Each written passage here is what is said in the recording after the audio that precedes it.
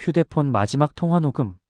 오늘 다룰 사건은 단 6초짜리 녹음 파일 하나로 모든 게 밝혀진 기묘한 실종 사건입니다. 비명도 없었고 대화도 없었습니다. 오직 숨소리와 발걸음 소리만이 녹음되어 있었죠. 2024년 11월 어느 평범한 수요일 저녁이었습니다. 서울 마포구에 거주하는 직장인 장세현 씨는 평소처럼 퇴근길에 올랐습니다. 회사 동료들과 간단한 인사를 나눈 뒤 오후 7시경 회사를 나섰죠. 그녀가 마지막으로 목격된 곳은 집에서 불과 200m 떨어진 골목길이었습니다. 그리고 그 이후로 장세현 씨는 흔적도 없이 사라졌습니다. 다음 날 아침 출근하지 않은 세현 씨를 걱정한 회사 동료가 연락을 시도했지만 전화는 계속 꺼져 있었습니다. 불안해진 동료는 세현 씨의 집을 직접 찾아갔고 경찰에 신고했습니다. 경찰이 급히 출동해 세현 씨의 집을 확인했지만 이상한 점이 한두 가지가 아니었습니다. 현관문은 잠겨 있었고 창문도 모두 닫혀 있었습니다. 집 안에 들어가 보니 더욱 기묘했습니다. 몸싸움의 흔적이 전혀 없었던 겁니다. 가구는 제자리에 있었고 물건들도 어지럽혀지지 않았습니다. 외부 침입의 흔적도 발견되지 않았죠. 마치 세현 씨가 스스로 집을 나가 어딘가로 사라진 것처럼 보였습니다. 하지만 세현 씨의 지갑과 가방은 집에 그대로 있었습니다. 현금도 카드도 모두 남아 있었죠. 계획적으로 어딘가로 떠난 것이라면 이런 물건들을 두고 갈 리 없었습니다. 수사팀은 본격적으로 실종 사건으로 규정하고 수사에 착수했습니다. 현장을 살피던 감식팀이 세현 씨의 휴대폰을 발견했습니다. 침대 옆 협탁 위에 놓여 있었죠. 전원은 꺼져 있었지만 다행히 배터리는 남아 있었습니다. 수사관들은 즉시 휴대폰을 분석하기 시작했습니다. 통화 기록과 문자 메시지, 카카오톡 대화 내용까지 샅샅이 확인했죠. 그리고 통화 목록을 확인하던 중 이상한 파일을 발견했습니다. 실종 당일 저녁 7시 42분에 생성된 통화 녹음 파일이었습니다. 재생 시간은 단 6초였죠. 누군가와 통화를 한 기록은 없었습니다. 그저 자동으로 녹음된 파일만 남아 있었던 겁니다. 수사관들은 숨을 죽이고 그 파일을 재생했습니다. 스피커에서 흘러나온 소리는 충격적이었습니다. 말소리는 전혀 없었습니다. 오직 세 가지 소리만 들렸죠. 첫 번째는 침묵이었습니다. 약 2초간의 정적이 흘렀습니다. 두 번째는 무언가를 끌 듯한 발소리였습니다.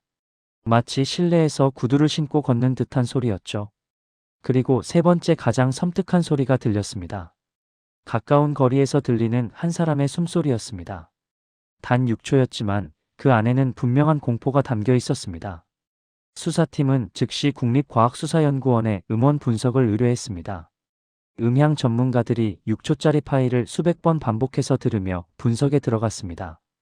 그리고 놀라운 사실들이 하나씩 밝혀지기 시작했습니다. 먼저 숨소리부터 분석했습니다. 전문가들은 이 숨소리에서 특이한 패턴을 발견했습니다. 호흡이 규칙적이면서도 미세하게 휘파람 같은 소리가 섞여 있었던 겁니다. 이는 천식 환자나 호흡기 질환이 있는 사람에게서 나타나는 전형적인 특징이었습니다. 다음으로 발걸음 소리를 분석했습니다. 이 발소리는 실외가 아닌 실내에서 난 소리였습니다. 바닥 재질은 마룻바닥이나 타일로 추정됐고 신발은 굽이 있는 구두였습니다. 그리고 걷는 방식에도 특징이 있었습니다. 발 뒤꿈치를 유난히 강하게 딛는 습관이 있었던 겁니다. 수사팀은 이 정보를 토대로 수사 방향을 잡았습니다. 세현 씨의 주변 인물 중 천식이나 호흡기 질환이 있는 사람을 찾기 시작했죠. 동시에 세현 씨가 실종되기 전날의 행적도 면밀히 추적했습니다. 세현 씨는 실종 전날인 화요일 저녁 회사 회식에 참석했습니다. 팀 전체가 모인 자리였는데 분위기가 그리 좋지만은 않았다고 합니다. 회식 중반쯤 세현 씨가 팀장인 박인수 씨와 언성을 높였다는 겁니다. 정확히 어떤 내용으로 다투었는지는 아무도 명확히 기억하지 못했지만 분위기가 험악했다는 건 모두가 기억하고 있었습니다. 세현 씨는 얼굴이 붉어진 채 자리를 박차고 일어나 먼저 집으로 돌아갔다고 합니다. 수사팀은 박인수 팀장을 주목하기 시작했습니다. 45살의 박인수는 회사에서 15년째 근무 중인 베테랑 직원이었습니다. 평소 직원들에게 엄격하기로 유명했지만 특별히 문제가 될 만한 인물은 아니었습니다. 하지만 세현 씨와 다툰 마지막 인물이라는 점에서 수사 대상이 되었죠.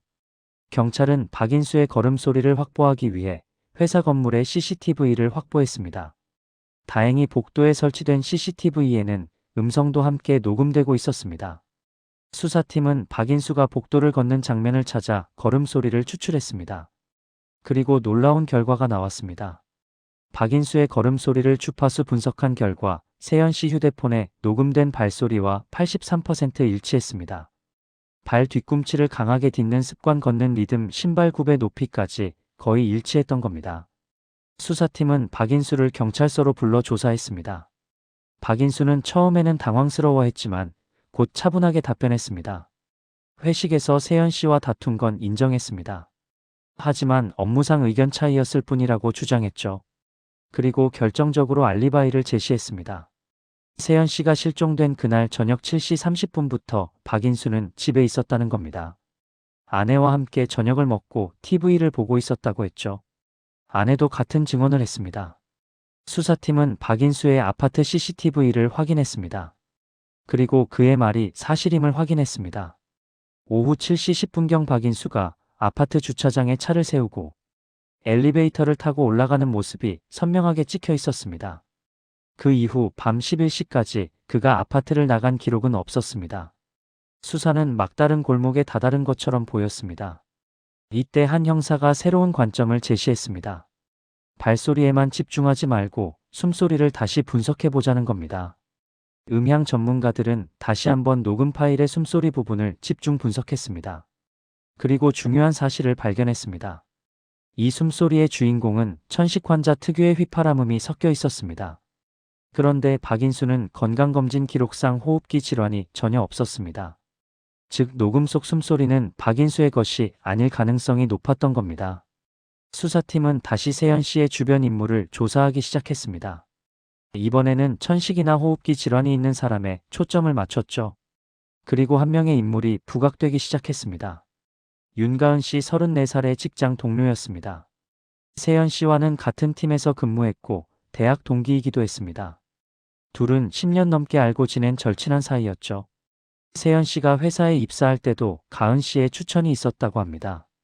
수사팀이 가은 씨의 건강 기록을 확인한 결과 어린 시절 천식을 알았다는 사실이 드러났습니다.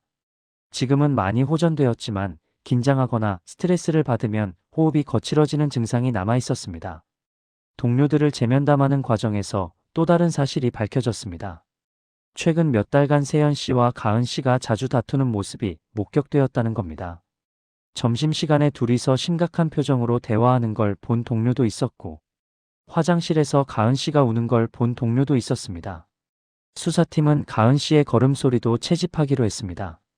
회사 복도 CCTV에서 가은 씨가 걷는 장면을 찾아 음성을 추출했습니다. 그리고 주파수 분석을 진행했죠. 결과는 충격적이었습니다. 가은 씨의 걸음소리는 녹음 파일의 발소리와 92% 일치했습니다. 박인수보다 훨씬 높은 일치율이었습니다. 게다가 숨소리의 패턴까지 고려하면 가은 씨일 가능성이 압도적으로 높았습니다. 수사팀은 가은 씨의 실종 당일 행적을 추적했습니다. 그리고 의심스러운 점을 발견했습니다. 가은 씨는 그날 오후 반차를 내고 조퇴했습니다. 개인 사유라고만 적혀 있었죠. 그리고 오후 4시 이후부터 밤 11시까지 연락이 두절되었습니다. 누구의 전화도 받지 않았고 문자에도 답장하지 않았습니다. 수사팀은 윤가은 씨를 긴급 소환했습니다. 가은 씨는 경찰서에 출두했을 때 매우 긴장한 모습이었습니다. 얼굴은 창백했고 손은 미세하게 떨리고 있었습니다. 형사가 차분하게 질문했습니다. 실종 당일 어디에 있었는지, 무엇을 했는지, 왜 연락을 받지 않았는지. 가은 씨는 떨리는 목소리로 대답했습니다. 집에 있었다고 했습니다. 몸이 안 좋아서 휴대폰을 꺼놓고 쉬었다고 했죠. 하지만 형사는 이미 더 많은 정보를 확보하고 있었습니다. 가은 씨의 휴대폰 위치 정보를 분석한 결과 그날 오후 그녀는 집이 아닌 다른 곳에 있었습니다. 바로 세연 씨의 집 근처였습니다. 증거를 제시하자 가은 씨의 얼굴이 일그러졌습니다. 긴 침묵 끝에 가은 씨가 입을 열었습니다. 가은 씨는 세연 씨를 오랫동안 사랑했다고 했습니다. 하지만 단순한 우정이 아니었습니다. 집착에 가까운 감정이었죠. 세연 씨의 모든 것을 알고 싶었고 모든 시간을 함께하고 싶었습니다. 하지만 최근 세연 씨가 달라지기 시작했습니다. 가은 씨와의 약속을 자주 취소했고 점심도 함께 먹지 않으려 했습니다. 뭔가 숨기는 게 있다는 걸 가은 씨는 느꼈습니다. 그리고 진실을 알게 되었습니다. 세연 씨가 박인수 팀장과 비밀 연애를 하고 있었던 겁니다. 박인수는 기혼자였지만 둘의 관계는 이미 깊어진 상태였습니다. 세연 씨는 회사를 그만두고 박인수와 함께 새로운 시작을 하려고 했습니다. 가은 씨는 배신감에 무너졌습니다.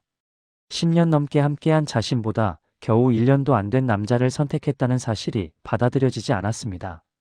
회식 자리에서 세연 씨와 박인수가 다툰 것도 사실 가은 씨가 둘의 관계를 폭로하겠다고 협박했기 때문이었습니다. 실종 당일 가은 씨는 세연 씨에게 만나자는 문자를 보냈습니다. 마지막으로 이야기하고 싶다고 했죠. 세연 씨는 거절했지만 가은 씨는 포기하지 않았습니다. 퇴근 후 세연 씨의 집 앞에서 기다렸습니다. 그리고 세연 씨가 골목길에 나타나자 다가갔습니다. 세연 씨는 놀랐지만 가은 씨를 따라 집으로 들어갔습니다. 오랜 친구였으니까요. 가은 씨의 집에서 둘은 대화를 나눴습니다. 아니, 가은 씨가 일방적으로 말했습니다. 가지 말라고, 함께 있자고, 박인수를 떠나라고. 하지만 세연 씨는 단호했습니다. 자신의 결정은 확고하다고, 가은 씨의 감정은 부담스럽다고 말했습니다.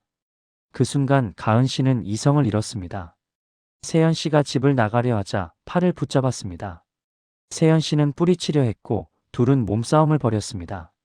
그 과정에서 세연 씨가 바닥에 쓰러졌고 머리를 부딪혔습니다. 세연 씨는 쓰러진 채 움직이지 않았습니다. 가은 씨는 공포에 질렸습니다. 살려야 한다는 생각과 들키면 안 된다는 생각이 교차했습니다. 그리고 최악의 선택을 했습니다. 세연 씨를 숨기기로 한 겁니다. 가은 씨는 의식을 잃은 세연 씨를 옷장 뒤편의 작은 공간으로 옮겼습니다. 리모델링 전 창고로 쓰이던 공간이었죠. 가벽으로 막혀 있어서 겉으로는 보이지 않는 곳이었습니다. 그리고 그 순간 가은 씨는 깨달았습니다. 세연 씨의 휴대폰에서 희미한 불빛이 보였던 겁니다. 녹음이 진행 중이었습니다. 세연 씨는 쓰러지기 직전 긴급 통화 기능을 작동시켰던 것입니다. 하지만 연결되지 않았고 자동으로 녹음만 된 상태였죠. 가은 씨는 황급히 휴대폰을 빼앗아 전원을 껐습니다. 그리고 다음 날 새벽 세연 씨의 집에 몰래 침입해 휴대폰을 갖다 놓았습니다. 세연 씨가 집에서 평범하게 생활하다 어딘가로 떠난 것처럼 위장하기 위해서였습니다. 하지만 가은 씨는 한 가지를 놓쳤습니다. 녹음 파일이 자동 저장되었다는 사실을요. 6초짜리 녹음 파일에는 세연 씨를 옮기는 과정에서 난 가은 씨의 발소리와 긴장한 상태에서 거칠어진 가은 씨의 숨소리가 고스란히 담겨 있었습니다. 가은 씨의 진술이 끝나자마자 수사팀은 그녀의 집으로 급행했습니다. 옷장을 열고 가벽을 뜯어냈습니다. 그리고 그곳에서 세연 씨를 발견했습니다. 다행히 세연 씨는 살아 있었습니다. 즉시 병원으로 이송되었고 응급치료를 받았습니다. 의사는 하루만 늦었어도 위험했을 거라고 말했습니다. 윤가은은 감금치상과 살인미수 혐의로 구속되었습니다. 재판에서 그녀는 계획적 범행이 아니었다고 주장했지만 세연 씨를 가벽 뒤에 숨기고 방치한 행위는 명백한 범죄였습니다. 세연 씨는 2달간의 치료 끝에 회복했습니다. 육체적 상처는 아물었지만 정신적 트라우마는 깊었습니다. 가장 가까운 친구가 자신을 감금했다는 사실을 받아들이기 어려웠죠. 이 사건은 많은 것을 생각하게 합니다. 가장 무서운 건 낯선 타인의 범죄가 아니라 가까운 사람의 왜곡된 집착일지도 모릅니다. 그리고 이 모든 진실은 단 6초짜리 녹음으로 밝혀졌습니다. 비명도 없었고 대화도 없었습니다. 오직 숨소리와 발걸음 소리만이 있었죠. 하지만 그 소리는 목소리보다 더 강한 증거가 되었습니다. 과학수사의 발전이 한 사람의 생명을 구한 사건이었습니다. 만약 음성 분석 기술이 없었다면 그 6초는 그저 잡음으로 치부되었을 겁니다. 하지만 전문가들은 그 짧은 시간 속에서 범인의 정체를 밝혀냈습니다. 여러분 주변을 한번 돌아보세요. 가까운 사람이라고 해서 모두 안전한 건 아닙니다. 때로는 가장 친한 친구가 가장 위험한 존재가 될 수도 있습니다. 사랑과 집착은 종이 한 장 차이입니다. 오늘 이야기는 여기까지입니다.